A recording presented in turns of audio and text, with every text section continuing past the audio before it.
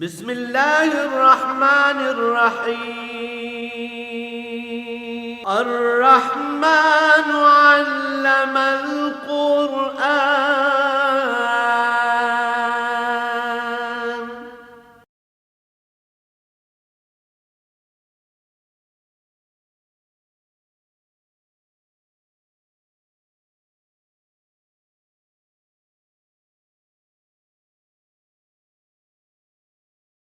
الحمد للہ رب العالمین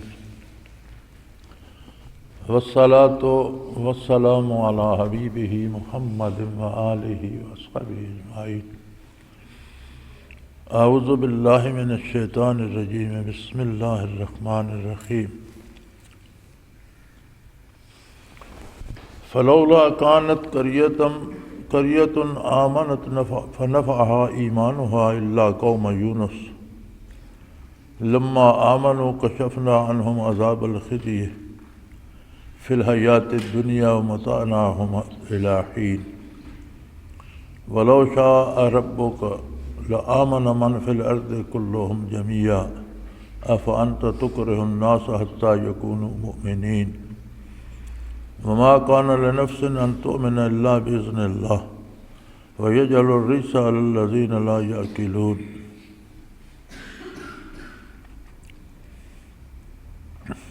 اللہم سبحانک لا علم لنا الا ما علمتنا انک انت العلیم الحکیم۔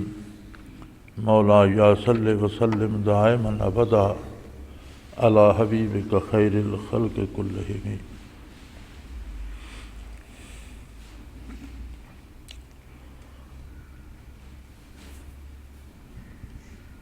فرمایا چنانچہ کیوں کوئی بستی ایمان نہ لائی اور پھر اس کا ایمان لانا اسے نفع دیتا،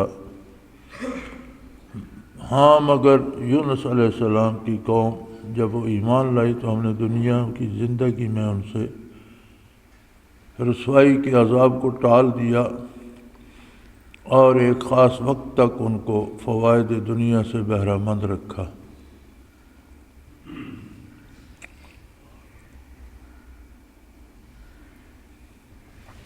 کفار کی اور ان کے معاملات کی بات چل رہی تھی تو اس ضمن میں ایک تاریخی واقعہ سبق کے طور پر اللہ کریم نے ارشاد فرمایا کہ یہ جو لوگ تباہ ہوئے، ہلاک ہوئے، تو ایمان کیوں نہ لائے جبکہ انہوں نے آثار دیکھ لیے اپنے کردار کے۔ یہ بڑی عجیب بات ہے، دنیا میں جو کوئی اللہ اور اس کے حبیب صلی اللہ علیہ وسلم کی نافرمانی کرتا ہے، یہ ضروری نہیں کہ وہ پہلے دن زمین میں دھنس جائے یا تباہ ہو جائے، دنیاوی رسوائی اس پہ مسلط ہو جاتی ہے۔ اور ایک عجیب بات ہے، آپ نے خود دیکھا ہوگا، تجربہ کیا ہوگا کہ بے شک لوگ اس کے منہ پر اس کو بڑا کہتے رہیں، اس کی خوشامد کرتے رہیں، لیکن کوئی بندہ دل سے اس کی عزت نہیں کرتا۔ لوگوں کو بڑے بڑے عہدے مل جاتے ہیں،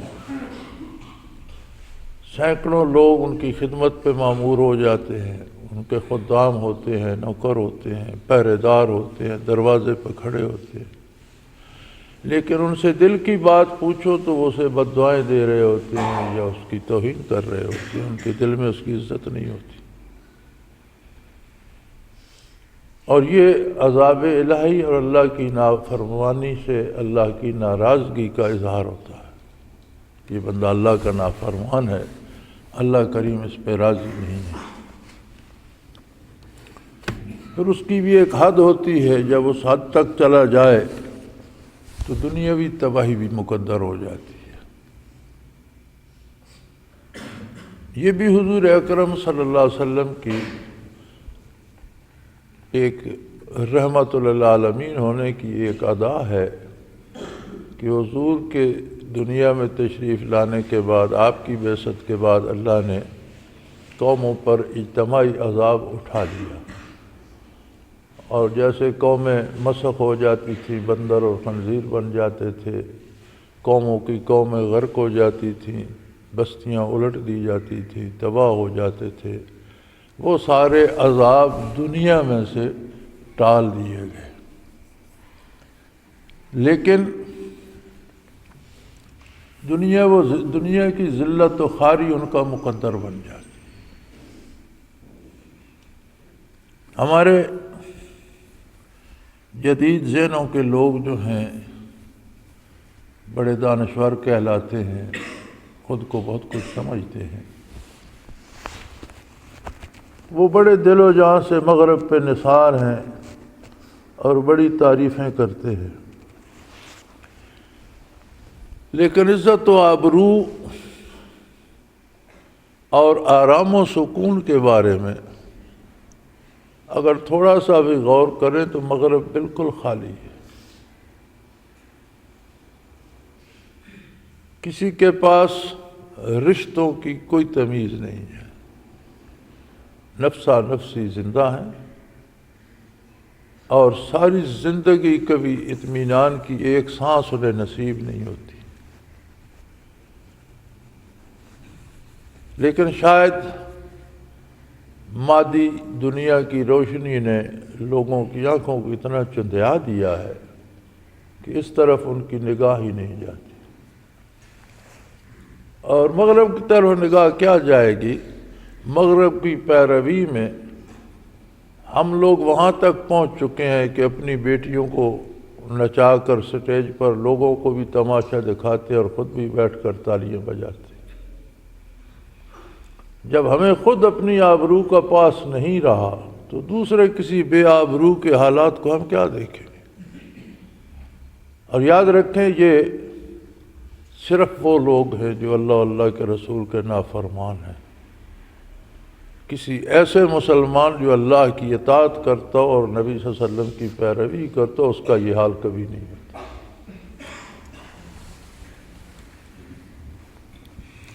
تو اللہ کریم فرماتے ہیں کہ ان بستیوں کو کیوں ایمان کی توفیق نہیں ہوئی؟ اگر یہ توبہ کر لیتے، ایمان لے آتے، اپنے آپ کو بدل لیتے، اپنے کردار کو بدل لیتے، تو اللہ انہیں عذاب سے معاف فرما دیتے۔ اور یہ توبہ کا وقت ہوتا ہے جب تک عذاب ظاہر نہ ہو جائے، برزخ منکشف نہ ہو جائے، فرشتے وغیرہ نظر آنا شروع نہ ہو جائیں، تب تک توبہ کا وقت کافر کے لیے بھی ہوتا ہے کہ وہ توبہ کر لے تو اللہ کریم قبول فرما لیتے۔ اور علماء تفسیر لکھتے ہیں کہ مومن پر اگر برزخ منکشف بھی ہو جائے، فرشتے نظر بھی آنا شروع ہو جائے، اس وقت بھی وہ توبہ کر لے تو اس کے گناہ معاف کر دیے جائیں، چونکہ مومن کا ایمان بالغیب ہوتا ہے، فرشتوں کو دیکھے بغیر، آخرت کو دیکھے بغیر اس کا آخرت پر ایمان ہوتا ہے۔ کافر کا چونکہ ایمان ہوتا نہیں، تو جب عذاب نظر آ جاتا ہے سامنے، فرشتے نظر آنے لگتے ہیں، برزخ منکشف ہو جاتا ہے، تو پھر اس کی توبہ قبول نہیں ہوتی، کیونکہ ایمان بالغیب درکار ہے جو اسے اس وقت تک نصیب نہیں تھا۔ جیسے فرعون کا قصہ گزرا کہ اس نے بڑا علل اعلان کہا کہ میں توبہ کرتا ہوں اور اسی رب کو مانتا ہوں جس کو بنو اسرائیل نے مانا، اور میں مسلمان ہوتا ہوں۔ تو اللہ کریم نے فرمایا الآن وقد عصیت، اب تو وقت گزر چکا، اب تو نے سب کچھ دیکھ لیا، عذاب ثواب دیکھ لیا، تو اب مانتا ہے، اب ماننے کا کیا فائدہ؟ جب ماننے کا وقت تھا اس وقت تو نافرمانی کرتا رہا، تو اس کی توبہ قبول نہیں ہوئی۔ لیکن ایمان کی یہ برکت ہے کہ مومن نے کفر سے تو توبہ نہیں کرنی، اس نے تو گناہ سے توبہ کرنی ہے۔ تو اگر موت کے فرشتے بھی نظر آ جائیں، برزخ بھی منکشف ہو جائے، اور اس وقت بھی وہ توبہ کر لے تو اس کی توبہ قبول ہو جاتی ہے۔ ایمان کی اتنی برکت۔ تو اللہ کریم فرماتے ہیں کہ یہ جو بستیاں تباہ ہوئیں، یہ جو قومیں ہلاک ہوئیں، یہ ایمان کیوں نہیں لائے؟ اگر ایمان لاتے تو ان کو بھی ایمان کا لانا مومنین کی طرح نفع دیتا، عذاب سے بچا لیتا، رسوائی سے اور تباہی سے بچا لیتا۔ ہاں، سوائے یونس علیہ السلام کی قوم کے۔ حضرت یونس علیہ السلام اللہ کے نبی تھے۔ عراق اور موصل کے علاقے میں نینوا نام کی ایک بستی تھی، 1,00,000 کے قریب کی آبادی تھی، جس کی طرف وہ مبعوث ہوئے۔ لوگوں کو تبلیغ کرتے رہے، تنبیہ فرماتے رہے، حتیٰ کہ ایک وقت آیا، لوگوں نے نہیں مانا تو وہ وقت آ گیا کہ آپ کو بذریعہ وحی اطلاع دی گئی کہ ان پر 3 دن میں عذاب آ جائے گا۔ انہوں نے بستی کو آگاہ کر دیا اور خود بحکم الہی بستی چھوڑ دی، نکل گئے۔ بستی والوں نے جب دیکھا کہ آسمان پر تاریکی سی چھانے لگی ہے تو وہ ڈر گئے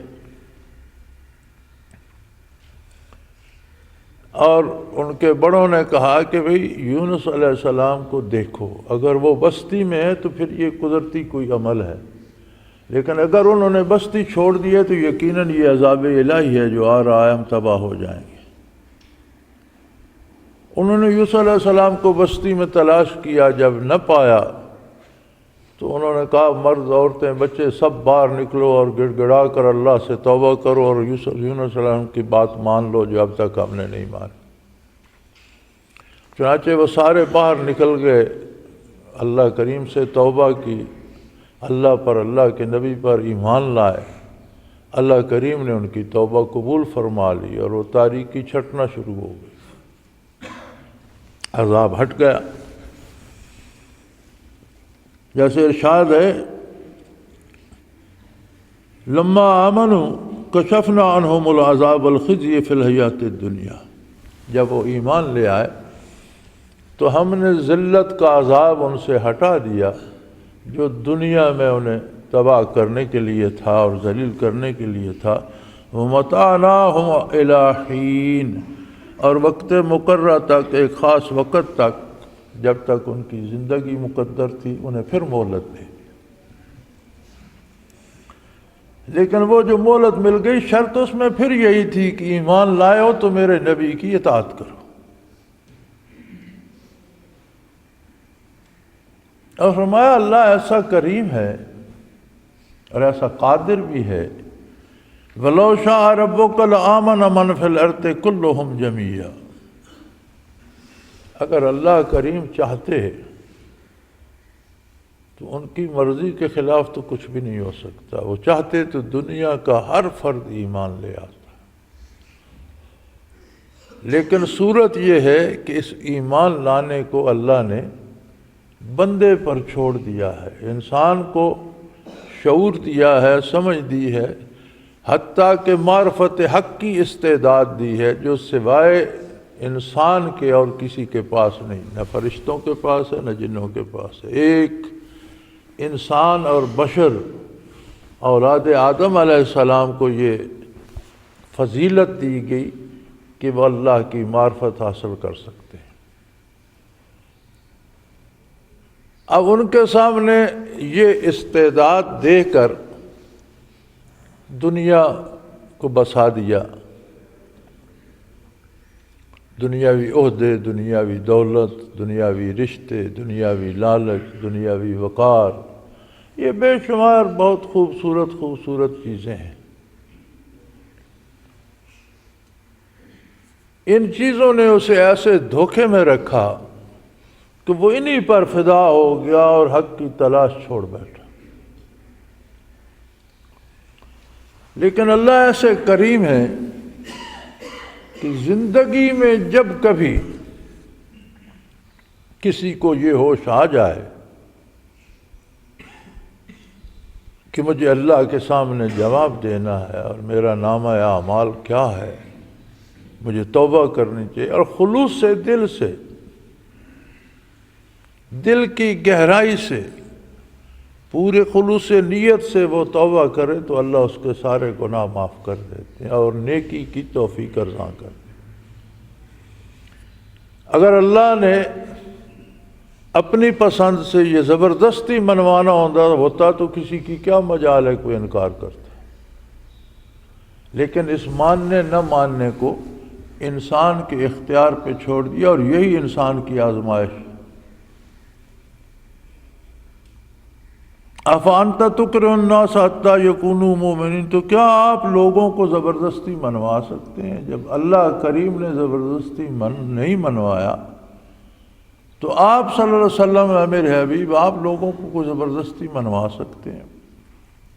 کیونکہ حضور اکرم صلی اللہ علیہ وسلم کا قلب اطہر اس بات سے بہت دکھی ہوتا تھا کہ یہ میری بعثت کے بعد بھی پھر یہ لوگ جہنم میں جائیں گے، انہیں بچ جانا چاہیے، انہیں اللہ کی گرفت سے بچنا چاہیے، انہیں میری بات۔ تو حضور کو دکھ ہوتا تھا کہ اتنی محنت، اتنے رات دن کے مجاہدے، اتنی تبلیغ اور اتنی مشقت کے بعد یہ لوگ کیوں نہیں مانتے؟ تو فرمایا اللہ نے اگر زبردستی منوانا ہوتا تو وہ خود منوا لیتا، کس کی مجال تھی کہ وہ انکار کرتا؟ یہ ماننا نہ ماننا اللہ نے انسان پر چھوڑ دیا ہے، اور آپ صلی اللہ علیہ وسلم کا کام ہے ان تک اللہ کا پیغام پہنچانا۔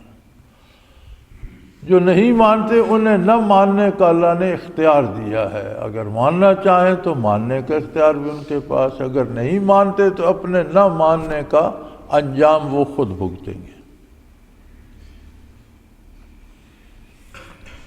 یونس علیہ السلام کی بستی جب مان گئی تو عذاب ٹل گیا، لیکن انہوں نے واقعی مان لیا۔ اب انہیں تلاش شروع ہوئی کہ یونس علیہ السلام کو تلاش کرو اور ان سے دین سیکھو اور ان کا اتباع کرو۔ ادھر یونس علیہ السلام چونکہ بستی چھوڑ چکے تھے، بحیرہ روم کے کنارے پہنچ گئے تھے، جب انہوں نے دیکھا کہ وہ تاریک گھٹائیں جو آ رہی تھیں وہ تو چھٹ گئی ہیں اور عذاب ہٹ گیا ہے، تو انہوں نے خود سے اندازہ فرمایا کہ اب میں واپس جاؤں گا تو لوگ اور توہین کریں گے، میری بھی، دین کی بھی، میرے پیغام کی بھی، کہ وہ آپ کا عذاب کہاں ہے اور وہ تو چلا گیا، حالانکہ لوگ تو توبہ کر چکے تھے۔ تو انہوں نے فیصلہ کیا کہ مجھے یہاں سے دور نکل جانا چاہیے۔ اب یہ فیصلہ ان کا اپنا تھا اور اس میں کوئی نافرمانی یا گناہ نہیں تھا، کیونکہ نبی معصوم ہوتا ہے، نبی سے خطا نہیں ہوتی۔ لیکن چاہیے یہ تھا کہ وہ فیصلہ از خود نہ کرتے، اللہ کریم سے دعا کرتے کہ یا اللہ میں اب واپس جاؤں قوم میں یا کہیں اور چلا جاؤں۔ انہوں نے کہیں اور جانے کا فیصلہ کر لیا اور کشتی نما جہاز ہوتے تھے بڑے بڑے، اس میں سوار ہو گئے۔ عین سمندر میں جا کر وہ جہاز کھڑا ہو گیا، تو لوگوں نے کہا کہ کسی کا کوئی غلام ہے جو بھاگ آیا ہے، وہ اس جہاز میں، اس وجہ سے جہاز رک گیا۔ حضرت یونس علیہ السلام سمجھ گئے کہ مجھے اللہ کریم سے اجازت لینی چاہیے تھی، میں نے خود ہی فیصلہ کر لیا، یہ اللہ کریم کو پسند نہیں آیا۔ تو انہوں نے کہا بھئی وہ بھاگا ہوا غلام میں ہوں۔ انہوں نے کہا جی نہیں، اس طرح آپ کے کہنے سے نہیں ہوتا، جتنے مسافر ہیں ان کے ناموں کا قرعہ ڈالیں گے، جس کے نام کا قرعہ نکلے گا اس کی بات کریں گے۔ چنانچہ انہوں نے 2-3 مرتبہ قرعہ ڈالا، ہر بار یونس علیہ السلام کا نام ہی نکلا۔ انہوں نے آپ کو اٹھا کر سمندر میں پھینک دیا، جہاز چلا گیا۔ سمندر میں پھینکا تو اللہ کریم نے مچھلی کو حکم دیا، مچھلی بھی کوئی اتنے بڑے قد کی تھی، قد کاٹ کی، کہ جس نے انہیں نگل لیا، ایک ہی لقمہ بنایا اور نگل لیا۔ مچھلی کے پیٹ میں پہنچے تو انہوں نے دعا کی، لا الہ الا انت سبحانک انی کنت من الظالمین، تیرے بغیر کوئی ہستی ایسی نہیں جس کی عبادت کی جائے، جو معبود برحق ہو، جس کی اطاعت کی جائے، جس سے امید رکھی جائے۔ سبحانک، تو پاک ہے یا اللہ، انی کنت من الظالمین، میں ہی غلطی کر چکا ہوں، یہ میری غلطی ہے۔ اللہ کریم نے قبول فرمائی، مچھلی کو حکم دیا، اس نے کنارے پر آ کر نگل دیا۔ قرآن کریم میں ایک جگہ آتا ہے کہ اگر وہ یہ تسبیح نہ کرتے لَلَبِثَ فِي بَطْنِهِ إِلَىٰ يَوْمِ يُبْعَثُونَ، تو قیامت کے دن وہ مچھلی کے پیٹ سے ہی اٹھائے جاتے۔ اس میں ایک عجیب بات سمجھ آتی ہے کہ انبیاء علیہ السلام کے وجود مبارک کس طرح سلامت رہتے ہیں۔ کہ قرآن فرماتا ہے جس مچھلی کے پیٹ میں تھے، اگر اللہ آپ کی بات قبول فرما کر اور آپ کی توبہ قبول فرما کر آپ کو باہر زمین پہ مچھلی کو نگلنے کا حکم نہ دیتے اور وہاں ان کا وصال ہو جاتا، فوت ہو جاتے، تو قیامت تک اسی مچھلی کے پیٹ میں رہتے۔ نہ صرف یعنی نبی کا وجود سلامت رہتا، جس مچھلی کے پیٹ میں تھا وہ بھی قیامت تک سلامت رہتا۔ آج جن لوگوں کو یہ وہم ہو گیا ہے کہ نبی اللہ کا جب دنیا سے چلا جاتا ہے، قبر میں چلے گئے، سب مردے ایک ہو گئے، سب مردے ایک جیسے نہیں ہوتے۔ ہر مرنے والے کی حیات باقی رہتی ہے۔ موت بدن سے روح کی جدائی کا نام ہے، روح کسی کا نہیں مرتا، روح کو موت نہیں آتی، ارواح نہیں مرتی۔ ایک گنا حیات کافر کو بھی نصیب ہوتی ہے، جس سے وہ اگر اس کی روح بھی مر جائے تو پھر عذاب برزخ کا کس کو احساس ہوگا؟ بدن کے ذرے ذرے کو وہ جل جائے یا مٹی کھا جائے یا کسی اور صورت میں بن جائے، مادے کی کوئی صورت، ذرے ذرے کو وہ عذاب پہنچتا ہے اور محسوس ہوتا ہے، اور روح کو سب سے زیادہ محسوس ہوتا ہے، اس کا ادراک باقی رہتا ہے۔ انبیاء کے متبعین جو ہوتے ہیں اور نبی کی اطاعت میں جو لوگ قتل ہو جاتے ہیں، فرمایا ان کو مردہ نہ کہو، بل احیاء، وہ زندہ ہیں۔ یہ جو زندگی کا جھگڑا اور یہ حیات برزخ پہ بحث ہوتی ہے، انکار کرنے والے دنیاوی زندگی کو سامنے رکھ کے بحث کرتے ہیں۔ دنیاوی زندگی تو ختم ہوگی، اس پر بحث کی کیا ضرورت ہے؟ جب موت آئی دنیاوی زندگی ختم ہو گئی۔ برزخ میں بھی ایک نئی حیات ہے، جو مرتا ہے وہ جی اٹھتا ہے۔ موت کو سمجھا ہے غافل اختتام زندگی ہے، یہ شام زندگی صبح دوام زندگی۔ موت زندگی کا خاتمہ نہیں ہے بلکہ ابدی زندگی کی ابتدا ہے۔ یہ زندگی تو عارضی تھی، وہ نہ ختم ہونے والی زندگی کی ابتدا ہے۔ اب اس میں شہداء کے ارواح کا تعلق بھی وجود مبارک سے اتنا ہوتا ہے کہ ان کے وجود خراب نہیں ہوتے۔ مسجد نبوی کی توسیع کے وقت 1974 میں بعض صحابہ کے وجود عالی بھی نکلے اور حضور صلی اللہ علیہ وسلم کے والد گرامی کا مزار بھی صاف کر کے مسجد نبوی میں شامل کر دیا اور وجود عالی نکال کر جنت البقیع میں منتقل کر دیے گئے۔ 14 صدیاں گزر چکی تھیں، وجود تر و تازہ تھے اور ایسے تھے جیسے بندہ سو رہا۔ تو کل کی 1974 کی بات ہے۔ اس سے پہلے بے شمار ایسے واقعات ملتے ہیں جہاں سے صحابہ کے وجود نکلے اور سالم نکلے، اور بالکل زندگی اس طرح تھی۔ روضہ اطہر کی جب بنیاد ڈالی گئی، یہ جو لوہے کا جنگلہ ہے یہ بنایا گیا، تو یہ بہت گہرا بنیاد کھودی گئی۔ اس کھدائی میں حضرت عمر رضی اللہ تعالی عنہ کا ایک پاؤں مبارک ننگا ہوگا، اس پہ چھوٹی سی کدال لگ گئی تو خون نکلا۔ تو وہ حیات برزخی ہے باعتبار مقام کے، باعتبار غذا کے، باعتبار اوقات کے، باعتبار آرام کے۔ جتنے لوازمات ہیں وہ برزخ کے ہیں۔ بدن کے ساتھ روح کا ایسا تعلق ہے جیسا دنیا میں تھا، بلکہ اس سے مضبوط تر کہ دنیا کی تمام فکریں اس میں نہیں ہیں، صرف اللہ کے ساتھ تعلق۔ بہرحال یہ ایک الگ بحث ہے، اور بحث کی کیا ضرورت ہے؟ جسے اللہ شعور دے اسے سمجھ آ جاتی ہے، جس کی قسمت میں ایمان نہ ہو وہی بات چل رہی ہے، اس کا کوئی کیا بگاڑ سکتا ہے؟ تو فرمایا یہ بھی لوگ اگر توبہ کرتے تو یونس علیہ السلام کی قوم کی طرح ان کی توبہ ہم قبول کر لیتے، برزخ کو دیکھنے سے پہلے، عذاب کے فرشتوں کو دیکھنے سے پہلے توبہ کر لیتے تو ہم کفر سے توبہ قبول کر لیتے۔ اور ایمان ایسی دولت ہے کہ مومن کو یہ چیزیں نظر بھی آ جائیں، توبہ کرے توبہ قبول ہو جائے۔ اور پھر جب تک ان کی زندگی تھی، مقرر تھی، اس وقت تک ہم انہیں مہلت دے دیتے۔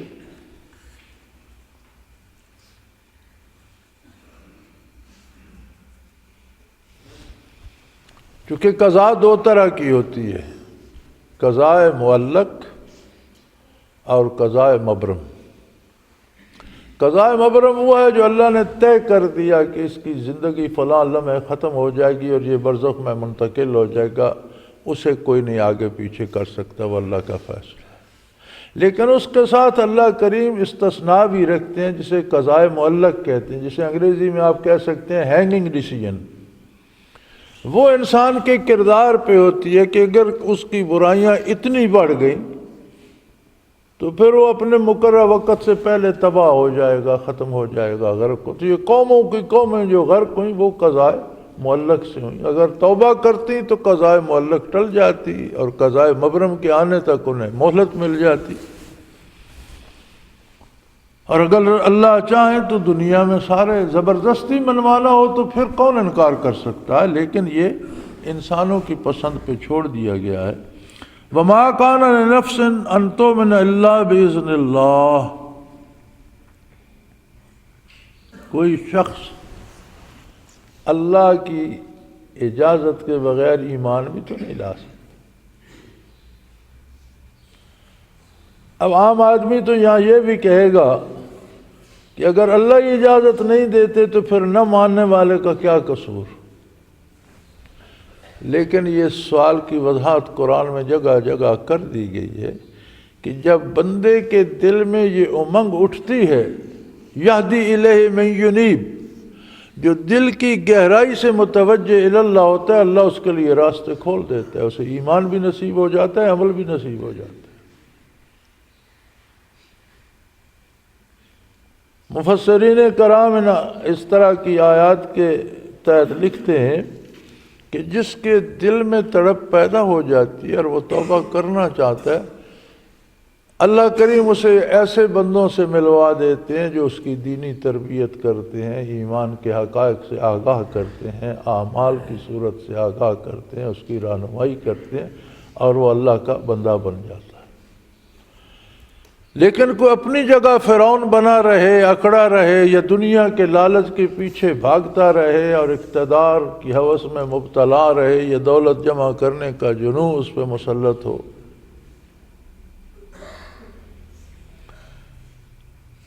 تو ایسے لوگوں کو پھر اللہ توبہ کی توفیق نہیں دیتے۔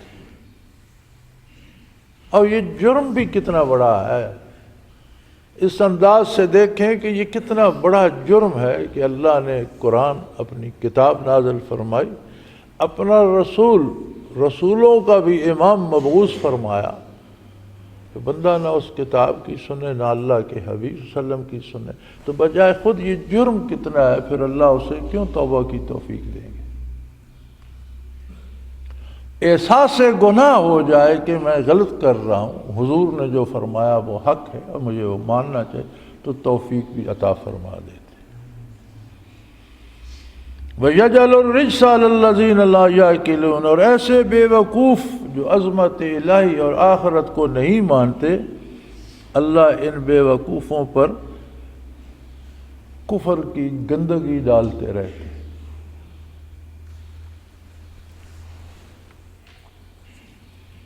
آج کل ہمارے ہاں پھر لوگوں کو امید ہے نیا الیکشن ہوگا، یہ تو اللہ ہی جانے ہوگا یا نہیں ہوگا، یہ تو اللہ کو معلوم ہے، لیکن لگی ہوئی ہے پوری قوم۔ اخباروں میں بھی دیکھتے ہیں، ٹیلی ویژن پر بھی سنتے ہیں، بڑے بڑے دعوے لوگ کر رہے ہیں، یہ کر دیں گے وہ کر دیں گے۔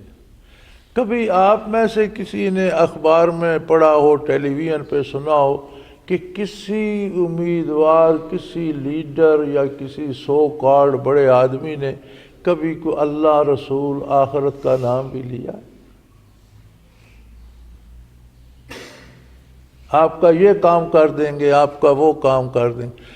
کوئی ایسا نہیں ہے جو یہ کہے کہ ہم قوم کو اللہ سے آشنا کر دیں گے، ہم قوم کو حضور کا اتباع جو ہے وہ سکھا دیں گے، ہم قوم کی تربیت کریں گے کہ وہ قرون اولیٰ کے مسلمانوں کے غلام اور اس طرح کے مسلمان بن جائیں۔ کبھی کسی نے کہا؟ کسی کو یاد تک نہیں ہے۔ میں دیکھتا رہتا ہوں، سنتا رہتا ہوں، مجھے حیرت ہوتی ہے کیسے کیسے دعوے یہ کر رہے ہیں، اور سب جھوٹ بول رہے ہیں۔ جب وقت آئے گا تو پھر وہ اپنے مفاد میں بہہ جائیں گے۔ ایک دن کی بات تو نہیں، کب سے ہم دیکھ رہے ہیں، 65-66 برس ہونے کو ہیں، دیکھ رہے ہیں یہ بڑے بڑے وعدے ہوتے ہیں، جب وقت آتا ہے تو وہ وعدے بھول جاتے ہیں۔ ہر کوئی اپنے پیٹ کے لالچ میں اور اپنے اقتدار کے لالچ میں اور آگے پیچھے گاڑیوں کی قطاروں کے لالچ میں اور جھنڈے کے لالچ میں لگا ہوا ہے، کسی کو اللہ کا نام۔ اچھا، کل میں ایک جماعت کا دیکھ رہا تھا منشور، تعلیم کے معاملے میں اگر ہماری حکومت آئی تو ہم دینی مدارس کی تعلیم کی اصلاح کر دیں گے۔ یہ کل ایک ٹیلی ویژن پہ منشور چل رہا تھا کہ یہ جو دینی مدارس ہیں یہ غلط کر رہے ہیں، اللہ رسول کا نام لیتے ہیں، ان کو ٹھوک ٹھاک کر سیدھا کریں گے۔ اب یہ بات میں نے ٹیلی ویژن پر سنی، ایک سیاسی جماعت کے منشور کی۔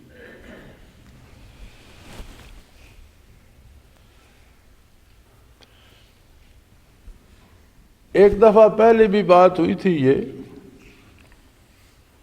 جنرل ضیاء الحق مرحوم کے زمانے میں کہ دینی مدارس کو سیدھا کیا جائے، تو مجھ سے بھی پوچھا گیا تو میں نے عرض کیا کہ دینی مدارس جو کر رہے ہیں وہ تو انہیں کرنے دیں۔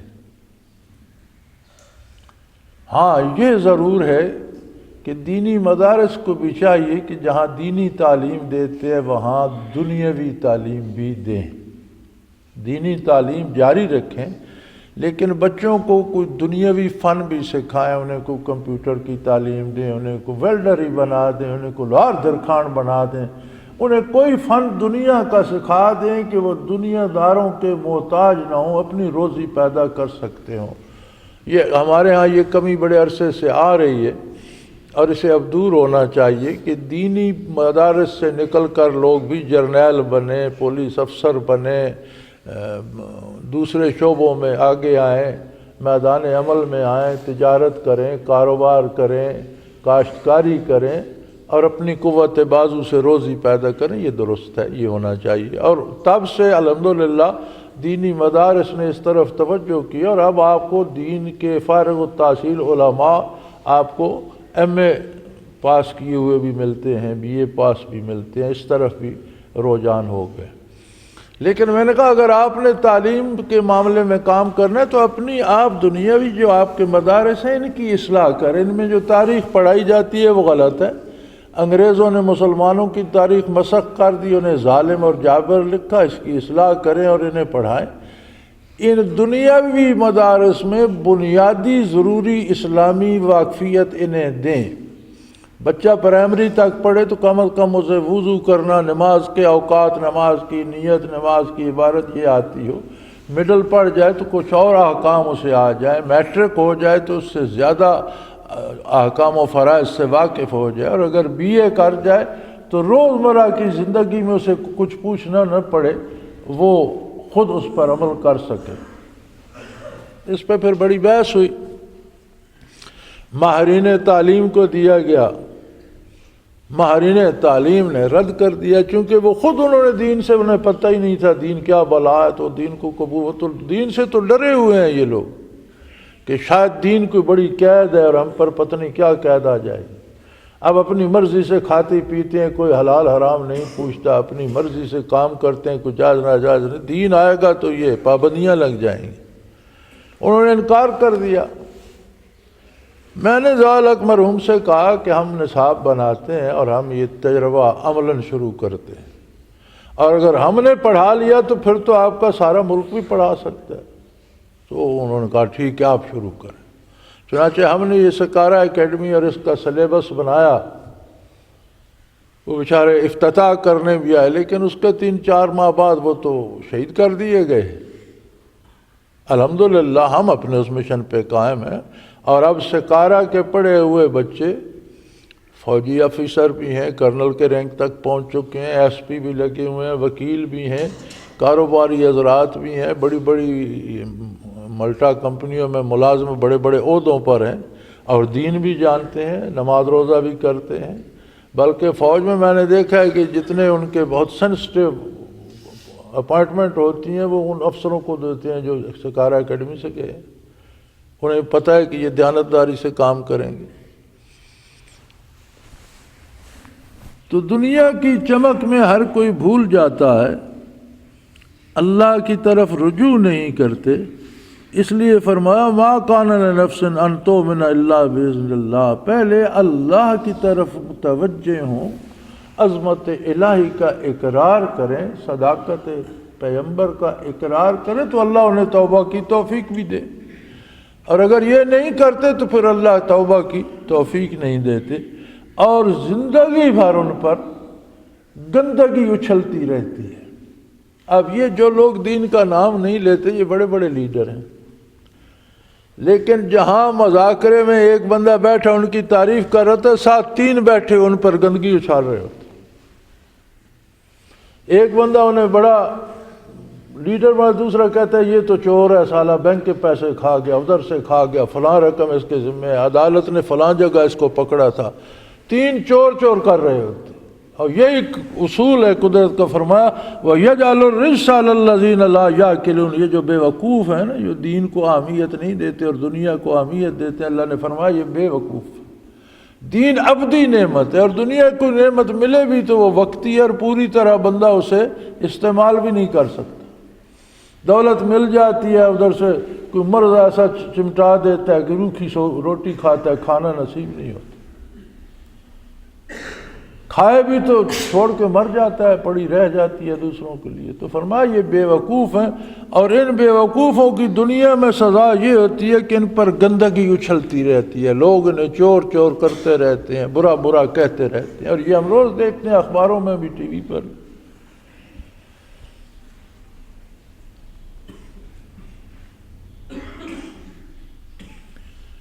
فرمایا قُلْ انظُرُوا مَاذَا فِي السَّمَاوَاتِ وَالْأَرْضِ، میرے حبیب ان سے کہیے ذرا غور تو کرو، کتنے عجائبات آسمانوں میں،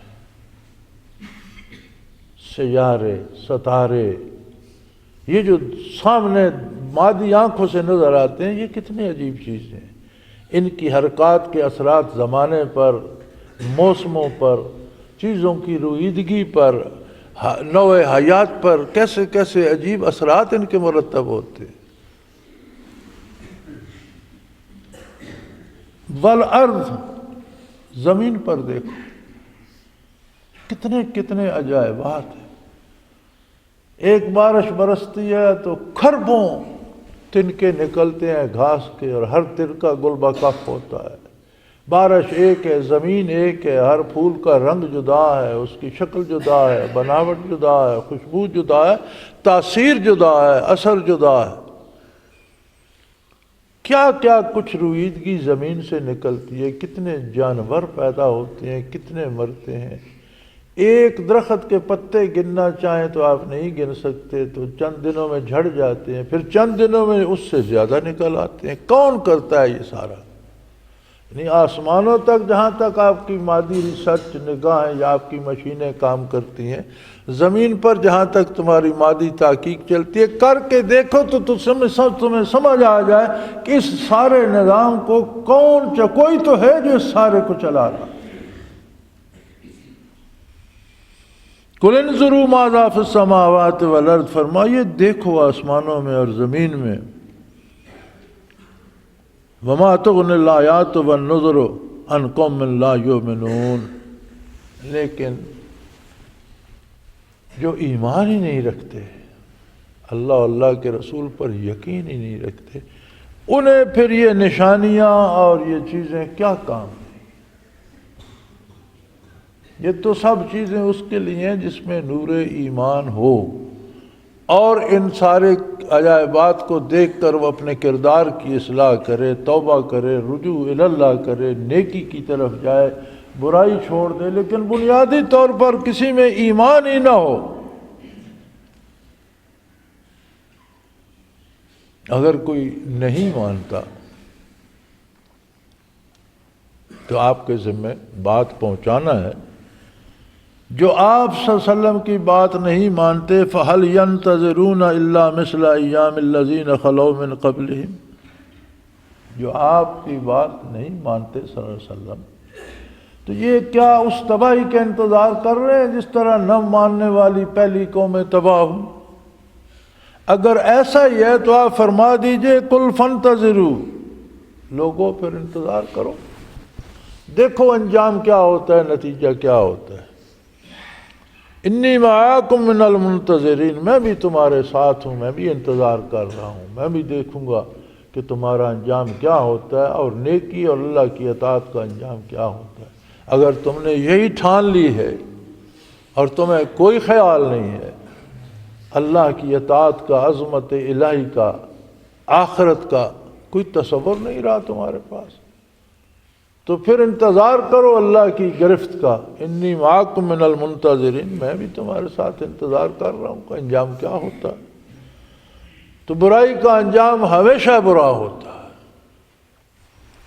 اللہ کے رسول کی نافرمانی ایسا بڑا جرم ہے کہ بندے کے باطن سے دوزخ کا تعلق جڑ جاتا ہے، اندر بھاپڑ بلنے لگتے ہیں، اور جس کو پوچھے وہ کہتا ہے میں بڑا دکھی ہوں۔ کیوں، تم کیا دکھی ہو؟ اگر کوئی دنیا سے گزر گیا تو اس کا وقت پورا ہو گیا، اس نے جانا ہے۔ اگر کوئی آ گیا تو اس کی آمد کا وقت تھا، اس نے آنا ہے۔ مفلسی غربت آ گئی تو الحمدللہ اس نے آنا ہوگا۔ یہ دن پھرتے رہتے ہیں، دولت آ گئی الحمدللہ، جائز وسائل سے آئے، حلال ذرائع سے آئے، اس میں گھبرانے کی اور پریشان ہونے کی کیا بات ہے؟ بات صرف یہ ہے کہ اللہ کے رسول سے تعلق نہیں ہے، لہذا ہر چھوٹی بڑی بات گھبراہٹ لے آتی ہے، پریشانی لے آتی ہے، اور بندہ ساری عمر رات دن تڑپتا ہی رہتا ہے، اور پھر شکوہ اللہ پر کرتے ہیں، کہتے ہیں ہمارے ساتھ۔ میں نے لوگوں کو معاذ اللہ یہ کہتے بھی سنا ہے کہ اللہ نے ہمارے ساتھ زندگی میں کون سا اچھا کیا، ہم تو ساری عمر دکھ ہی بھگتتے۔ اور یہ کون نہیں سوچتا کہ اللہ نے تو تمہیں سکھوں کا، آسانیوں کا راستہ بتایا، تم وہ چھوڑ کر خود دکھوں کی طرف گھسے جا رہے ہو تو دکھ ہی بھگتو گے۔ یہ تو تمہارا فیصلہ ہے کہ تم نے وہ راستہ اختیار کیا جس پر دکھ ہی دکھ ہے۔ تو فرمایا اگر بات نہیں مانتے ہو، تمہاری سمجھ میں نہیں آتی، تو پھر اس وقت کا انتظار کرو۔ میں بھی انتظار کر رہا ہوں، دیکھتا ہوں تم کہاں پہنچتے ہو۔ اور لوگ ہم اس قدر غافل ہیں، ہر کوئی اعلان کر رہا ہے میں اگلا وزیر اعظم میں ہوں، پتہ یہ بھی نہیں کہ اگلی سانس آئے گی یا نہ آئے گی۔ ابھی تک تو اس ملک میں یہ بھی کوئی یقینی بات نہیں کہ الیکشن ہوں گے بھی یا نہیں ہوں گے، درجن بھر وزیر اعظم بنے پھرتے ہیں، اور پتہ یہ بھی نہیں کہ کل ہوگا کیا، کل ہونے والا کیا۔ اللہ معاف کرے اور اللہ بہتر کرے۔ اللہ کریم ہمیں توبہ کی توفیق دے، یہ بھی اسی کا کام ہے۔ ہماری توبہ قبول فرمائے اور ہمیں نبی کریم صلی اللہ علیہ وسلم کی اطاعت کی توفیق عطا فرمائے۔ وآخر دعوانا ان الحمدللہ رب العالمین۔ اللہ اللہ اللہ اللہ اللہ اللہ اللہ اللہ۔ حضرت امیر محمد اکرم آوان مد ظلہ العالی دارالعرفان منارہ ضلع چکوال میں سالہ سال سے قرآن و حدیث کے اوپر خطابات کر رہے ہیں اور سلسلہ نقشبندیہ اویسیہ کے مطابق لوگوں کو ذکر الہی کی تربیت دے رہے ہیں۔ وہ قرآن پاک کی تفسیر ترتیب وار بیان کر رہے ہیں۔ تفسیر قرآن کو وہ موجودہ ملکی اور بین الاقوامی حالات کے مطابق بیان کرتے ہیں۔ موٹر وے سے کلر کہار کے انٹرچینج سے نکلتے ہوئے کلر کہار کی جھیل سے ہوتے ہوئے میانی، بوچھال اور نور پور سے گزرتے ہوئے دارالعرفان منارہ پہنچ سکتے ہیں۔ حضرت امیر محمد اکرم آوان نے بچیوں اور بچوں کی دینی اور دنیاوی تعلیم کے لیے سقارہ اکیڈمی کے نام سے ایک درسگاہ بھی قائم کی ہے، جس کا افتتاح ملک پاکستان کے صدر جنرل محمد ضیاء الحق نے اپنے دست مبارک سے کیا تھا۔ وہ تمام احباب جو اسلام کی طلب رکھتے ہیں ان سے گزارش ہے کہ دارالعرفان منارہ ضلع چکوال میں امیر محمد اکرم آوان صاحب کے خطابات سے مستفید ہوں۔ وہ ہر جمعے کو نماز سے پہلے بیان فرماتے ہیں۔ ہر ماہ کی پہلی اتوار کو ماہانہ اجتماع ہوتا ہے جس میں آپ خصوصی خطاب فرماتے ہیں اور پاکستان کے چاروں صوبوں سے احباب اس اجتماع میں شرکت کرتے ہیں۔ اس کے علاوہ یہاں سال میں 2 مرکزی اجتماعات بھی ہوتے ہیں، ایک رمضان المبارک میں اعتکاف کا اجتماع اور دوسرا جولائی اور اگست میں 40 دن کا اجتماع ہوتا ہے جس میں روحانی تربیت کی جاتی ہے۔ اپنا خون سیماب دے کر اتنا ہم کر جائیں گے، نام آقا کا چمن میں پھر رقم کر جائیں گے۔